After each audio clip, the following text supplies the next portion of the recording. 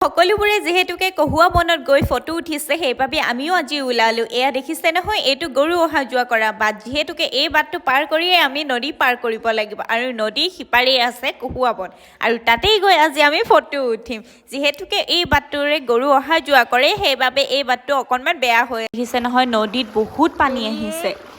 যেন তেন কৰি নৈখন পাৰ কৰিলোঁ নৈখনৰ সিপাৰেহে কহুৱা বন আছে চাওকচোন আবেলিয়ে হৈ গ'ল কহুৱা বন বিচাৰি বিচাৰি সৌ দূৰণিতহে আমি কহুৱা বন দেখিছোঁ সেইবাবে এই গোটেই নৈখন আমি সম্পূৰ্ণ পাৰ কৰিলোঁ বহুত বেছিয়ে পানী আছিল তথাপিও